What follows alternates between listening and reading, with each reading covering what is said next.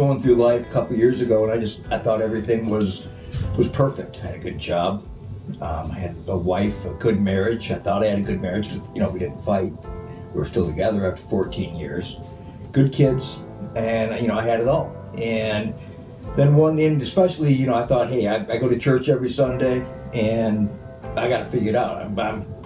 I go to church, what can go wrong? But then one Sunday morning, I was getting ready for church, and my head exploded.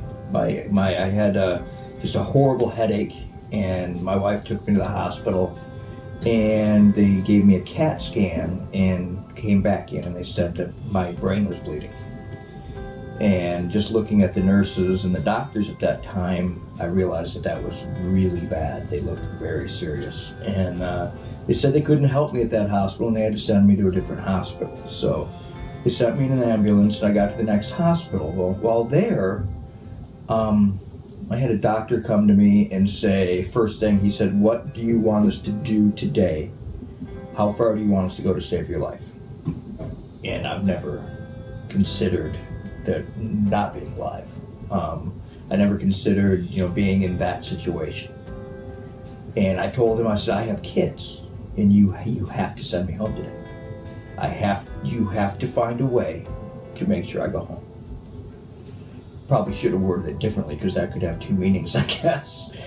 But so that night my wife went home and she took the kids home, and I prayed for the first time. I told myself I was a good Christian because I went to church, but I realized at that point I had never prayed, and I prayed really hard for the first time. And I cried, and I prayed anyway. I was angry. I prayed all night. The next morning my wife came, and she said, how are you? And I said to her that I was going to live. I knew that I was going to survive this.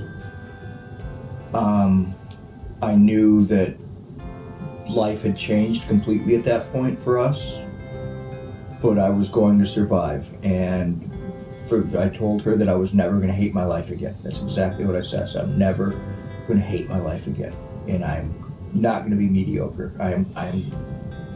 That's over. A whole new world. And I'd like to say that I'm not mediocre, but I am. I mean, laziness, I think, moving forwards laziness is a habit. It's an addiction almost, and you fall back into it. But the beauty of it is now I'm on a total different path. I have a different relationship with God. I have a different relationship with my wife, with my friends, with my family, with everybody.